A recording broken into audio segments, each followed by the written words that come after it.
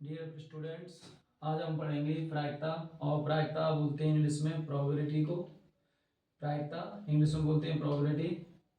इसका एक ही सूत्र होता है, PE equal to N E upon N S. PE की मतलब होता है प्रोबेबिलिटी, ई फोर इवेंट होती है और पी फोर होता है प्रोबेबिलिटी, यानी किसी घटना के घटित होने की संभावना उसकी प्रायिकता कहलाती है। अब एनी का मतलब क्या होता है? एनी का मतलब होता है घटना में अवयवों की संख्या, यानी कि ये फेवरेबल आउटकम होता है। एनएस टोटल आउटकम होता है, प्रतिदर्श समष्टि में अवयवों की संख्या। इसे बोलते हैं नंबर ऑफ सैंपल स्पेस। ये होता है number of element of event, यानी कि घटना में अवयवों की संख्या। अब एक एग्जांपल लेंगे जिसके द्वारा हम अच्छी तरह से इसे समझा सकें। एक एग्जांपल लेते हैं और उस एग्जांपल में हम आपको अच्छी तरह से बताएंगे कि किस प्रकार से किसी भी क्वेश्चन की आप प्रायिकता ज्ञात कर सकते हैं।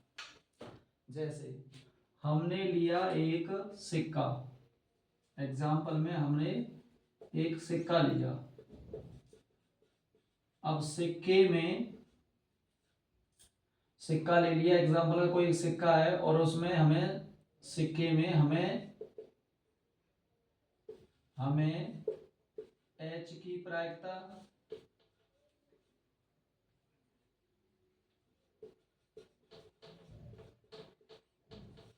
ज्ञात करनी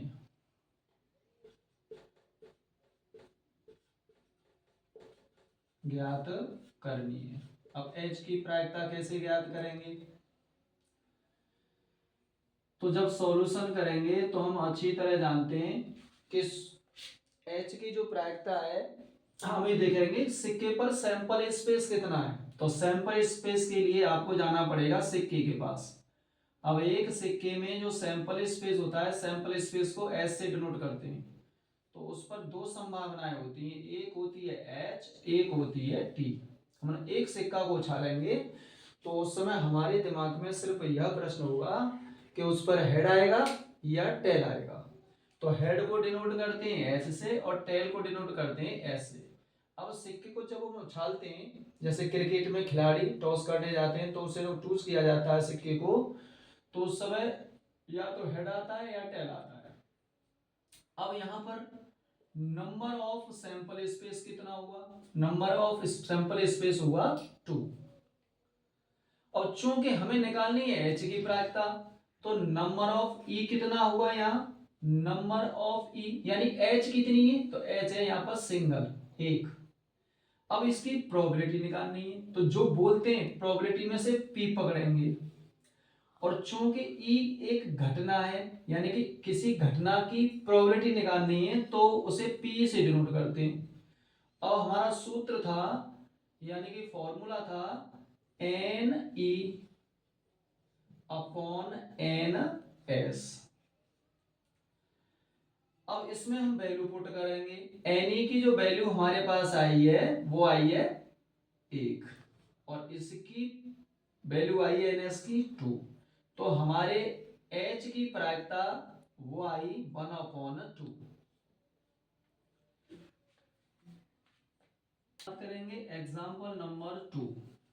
अब बात करेंगे एग्जाम्पल नंबर 2।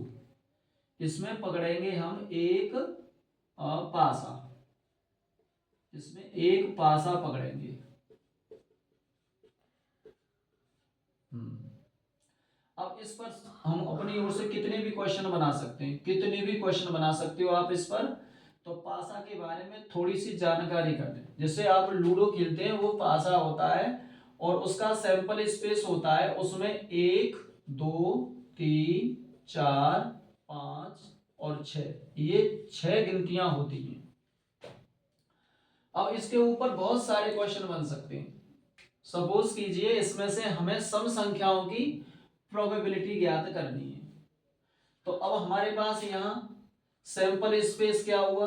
सैंपल स्पेस हुआ हमारे पास 6, क्योंकि इसमें कितनी संभावनाएं बन सकती हैं? 6। तो सैंपल स्पेस इसका हुआ number of sample space equal to 6। अब हमें निकालना क्या है प्रश्न माने हमें निकालना है सम संख्या। सम संख्या ये प्रश्न है हमारा, इसमें सम संख्या की प्रायिकता बतानी है। तो हम जानते हैं कि सम संख्या कितनी होती है, इसमें सम संख्याएं कितनी है, इसमें सम संख्याएं आपकी नंबर ऑफ ई, ये हमारी घटना होगी क्योंकि हमें क्या घटित है, हमारे पास सम संख्या निकालनी है तो ये हमारी घटना हो गई।